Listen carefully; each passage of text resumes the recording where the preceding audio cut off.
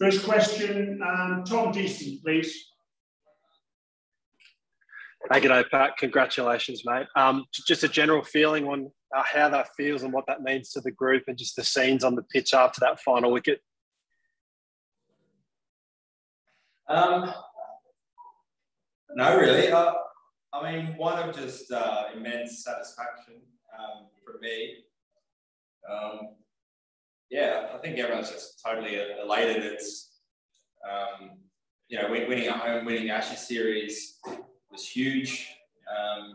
But, you know, winning overseas just doesn't happen very often.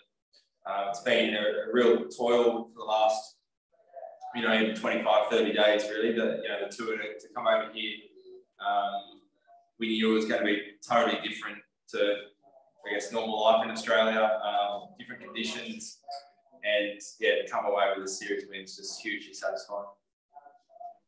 And I'd just like to ask about the declaration, just your thoughts on how that played out yesterday, how you slept on that sort of last night going into the final day of the series and what you're most pleased with on what the boys executed today.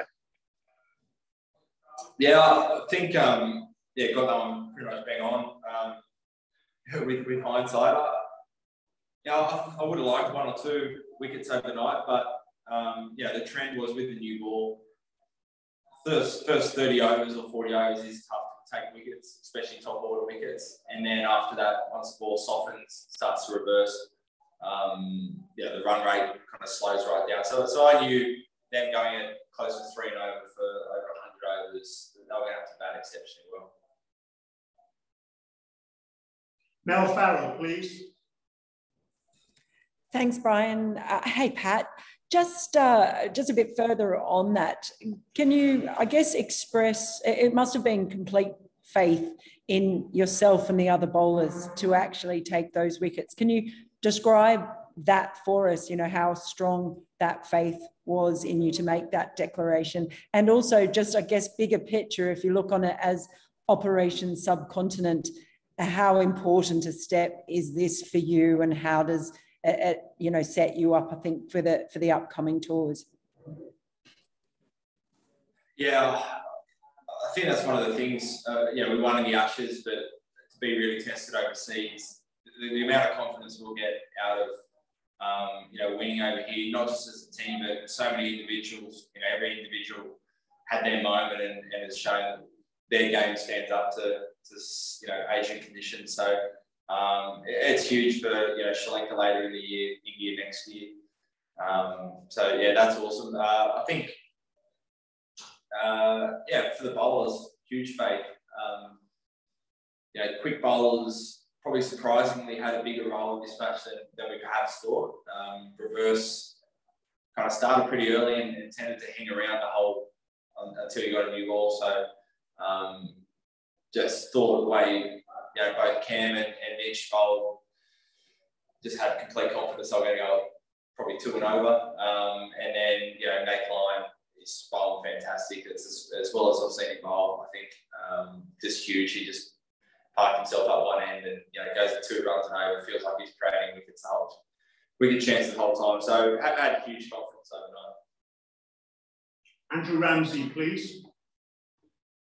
Thanks, Brian. Hi, Pat, and congrats. Probably a bit early for reflections, but having led your first tour to the subcontinent, is there an obvious thing that stands out that you need to kind of look at or work on before you head to Sri Lanka for the next one, apart from maybe some crash DRS lectures or something?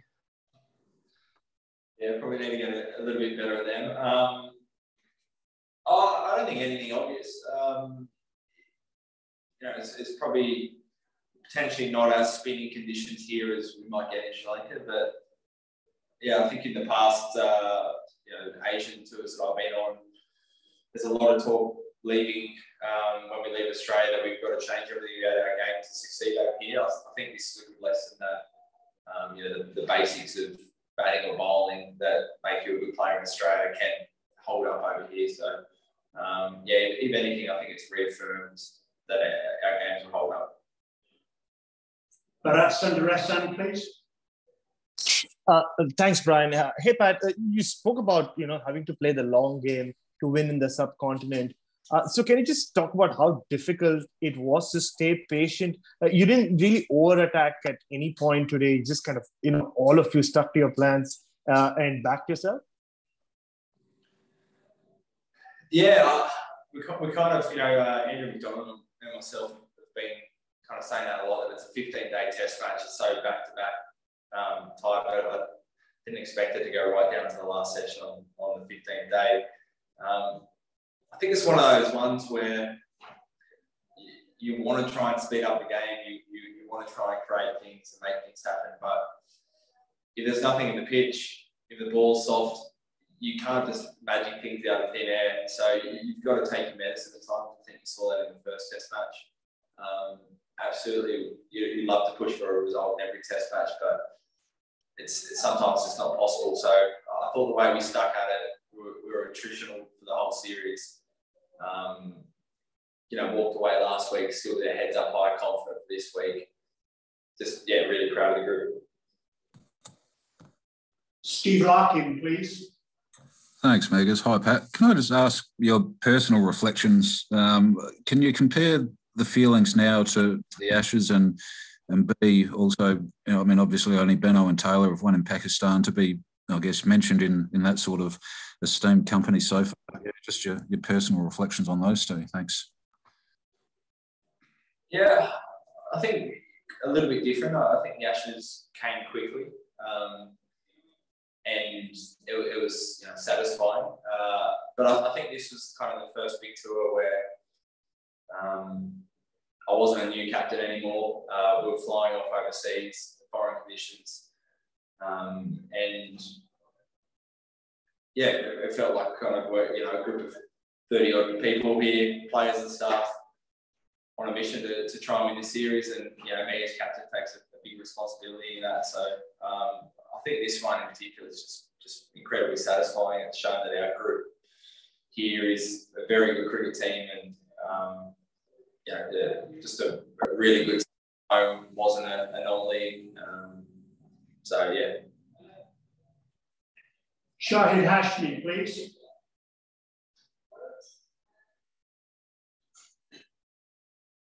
Shahid, are you there?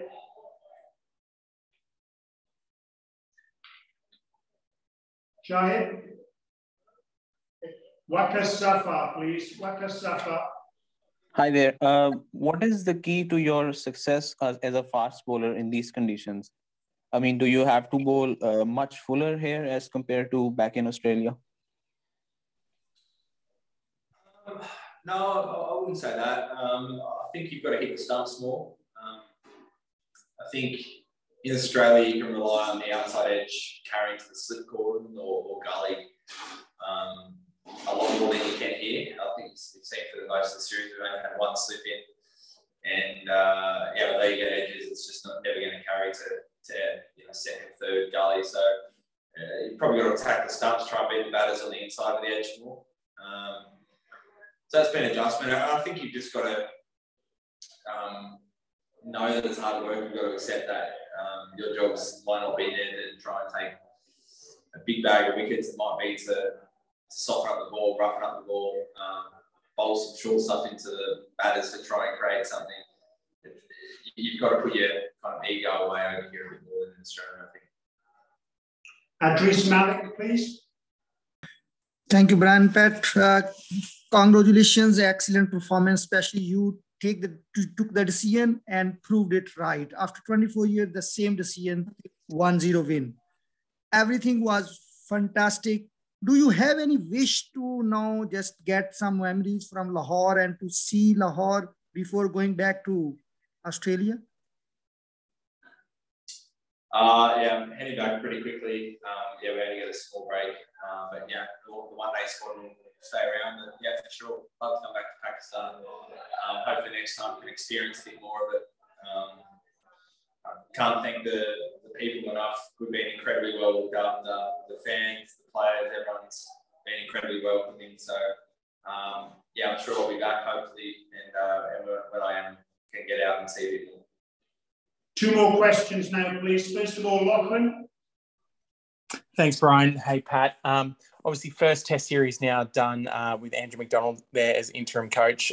What did you make of him across this series, being there in charge of you guys? And has it changed your belief or any of your teammates' belief about seeing him in the role full term in the future? Yeah, he's fantastic. Not unexpected. He's just a great operator. The boys absolutely love him. Very diligent, very thorough, strategic, very organised. So he's a huge part of this tour win. His preparation and all the support stuff. It's not just the 11 players that walk out. We've got a squad of 30 odd people who have been working so hard this month, and it's also important. So he's been a big important role. Said before, it's not my place to employ the coach, but Ronnie's been fantastic. Last question now, please. Usman Khan. Bet you were brilliant with the ball throughout this test match, and the way you guys ball, it seems like that you well prepared for this series. What do you think about the toss factor in this subcontinent? Do you think that the toss played a factor here in this test match as well? Yeah, I don't think it's everything, but I think it is important. I think what the toss does, it gives you an opportunity to get ahead of the game, and on wickets that don't offer too much early on in the test match. If you take that opportunity, you can declare and set up a day 5 opportunity for the game. So I think it's a big factor. I don't think it's everything. Even Royal Pindi, we lost the toss, but I felt like if we batted a little bit better, we could have got a first innings lead and really given ourselves a chance to win that test match if the wicket did break up. Okay, everyone, thank you very much indeed, and look forward to seeing you in the white ball series. Thank you.